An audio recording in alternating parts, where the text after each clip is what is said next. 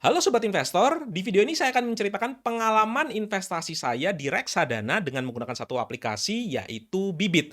Dan bagi Sobat Investor yang sudah mengikuti video saya pasti tahu bahwa saya itu berinvestasi untuk dana pensiun saya di Bibit. Dan di sini saya akan menceritakan fitur-fitur apa saja yang membantu saya dalam berinvestasi reksadana, serta saya juga akan menceritakan fitur-fitur baru yang muncul sepanjang 5 bulan terakhir sejak saya terakhir kali mereview aplikasi Bibit ini.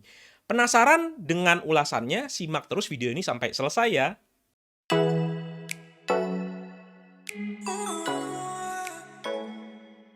Sobat investor, selamat datang di channel Dodi Bicara Investasi. Channel yang membahas secara pelan namun pasti untuk kaya dengan investasi. Dan di channel ini kita akan membahas banyak sekali topik-topik seputar investasi dan pengalaman saya juga dalam berinvestasi. Saya sendiri sudah berinvestasi sejak tahun 2013 dan khususnya saya berinvestasi reksadana itu pertama kali di tahun 2018.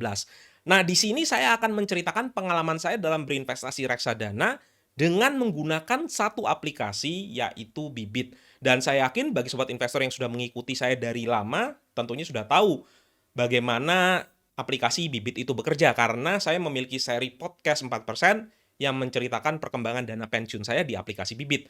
Nah, terakhir saya mereview aplikasi Bibit itu sekitar 5 bulan yang lalu. Dan dalam 5 bulan ini ada banyak sekali fitur-fitur baru yang dikeluarkan oleh Bibit sehingga saya merasa saya perlu membuat satu video khusus untuk menceritakan perkembangan dari fitur-fitur baru tersebut.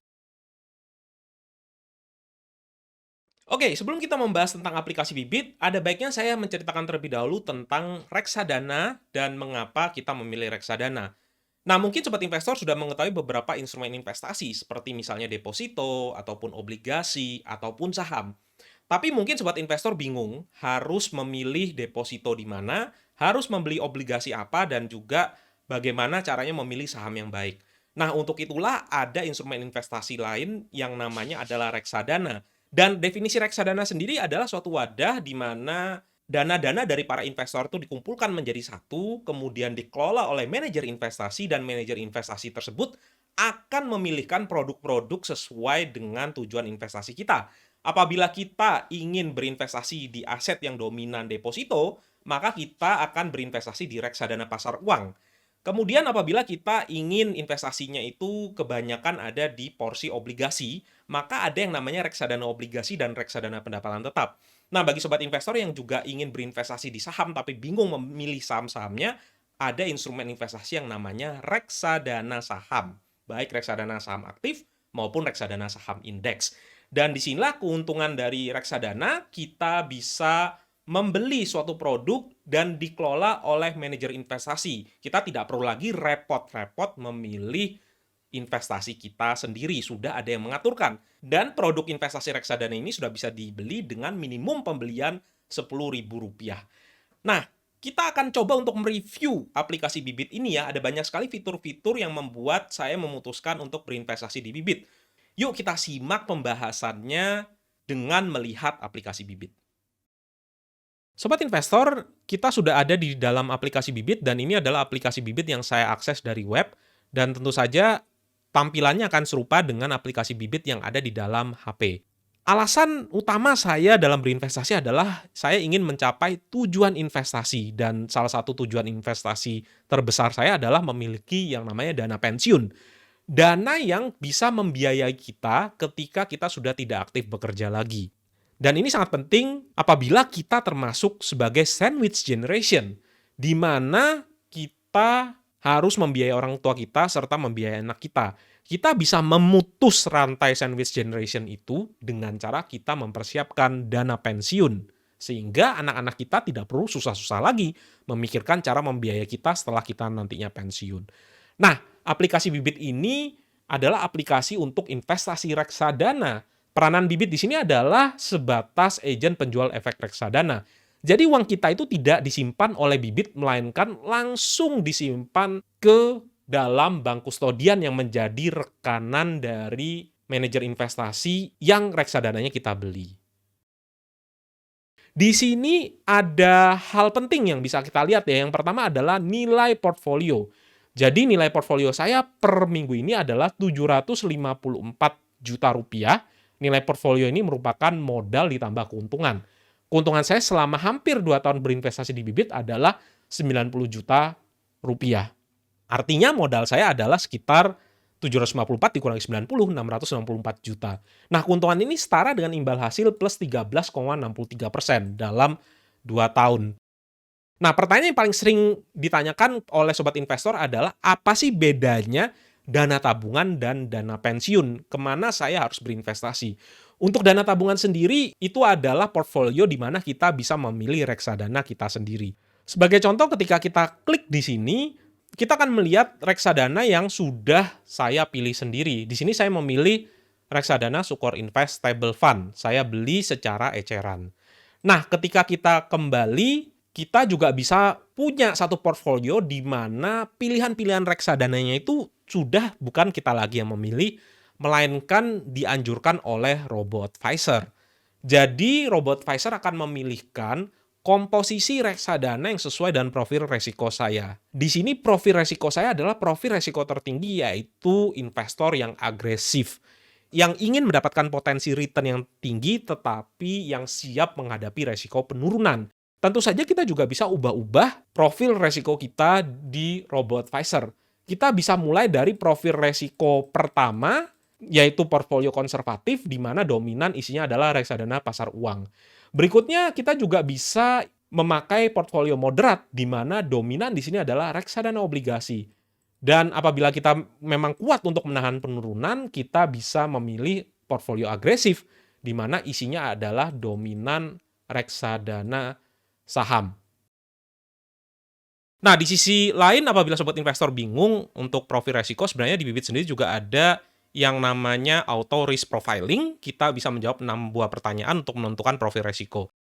Saya akan coba tunjukkan pada sobat investor komposisi dari reksadana-reksadana yang diaturkan oleh robo-advisor ya. Di sini terbagi menjadi 3, yaitu pasar uang, kemudian ada obligasi, dan ada saham. Untuk pasar uang sendiri, saya memilih Sukor Invest Money Market Fund. Kemudian untuk reksadana obligasi, di sini ada 3, tapi satu itu adalah reksadana yang saya dapatkan dari cashback ketika memakai kode referral.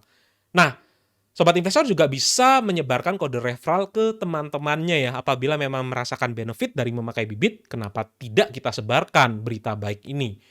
Ini adalah reksadana Majoris Sukuk Negara Indonesia. Kemudian ini adalah reksadana ABEF Indonesia Bond Index Fund yang saya pilih pada saat awal-awal saya berinvestasi. Dan pada saat ini saya ganti pilihan saya ke Sukor Invest Stable Fund. Total kombinasi dari reksadana ini menghasilkan imbal hasil plus 4,27%. Oke, dan yang terakhir adalah reksadana yang bobotnya paling tinggi, yaitu reksadana saham. Di sini saya memilih 2 buah reksadana indeks, reksadana saham yang dikelola secara pasif, Afrish IDX 30 dan BNI AM Index IDX 30. Dua-duanya returnnya itu cukup besar, sekitar plus 16,08%. Nah, ini sekilas tentang isi dari dana pensiun saya. Setiap bulan saya berinvestasi sekitar 10-20 juta, dan ada beberapa bulan, khususnya di tahun lalu pada saat pasar saham jatuh, saya menabung lebih dari 20 juta dalam 1 bulan. Nah, nominal berapapun, sobat investor harus biasakan untuk mulai nabung rutin. Apabila pada nominal kecil, sobat investor sudah bisa mengatur keuangannya, tentu saja ketika sobat investor dapat rezeki yang lebih besar, maka semuanya akan lebih mudah. Oke, sekarang ada beberapa fitur-fitur yang juga bisa membantu di Bibit ini ya.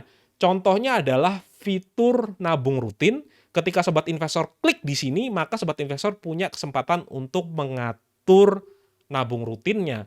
Dan sekarang ada fitur baru, yaitu fitur auto debit, di mana kita bisa menggunakan GoPay dan Bank Jago untuk dimasukkan ke investasi rutin kita. Jadi kita tidak perlu lagi manual untuk berinvestasi. Ini sangat membantu sekali ya. Dan saya pakai fitur ini di dana tabungan ya, di mana investasi saya di Sukor Invest Stable Fund itu saya set nabung rutin di Bank Jago. Oke, kemudian Bibit juga ada fitur yaitu Bibit Syariah, di mana bagi sobat investor yang memang ingin berinvestasi dengan prinsip-prinsip syariah, Bibit sendiri sudah menyiapkan produk-produk reksadana syariah yang sudah diseleksi.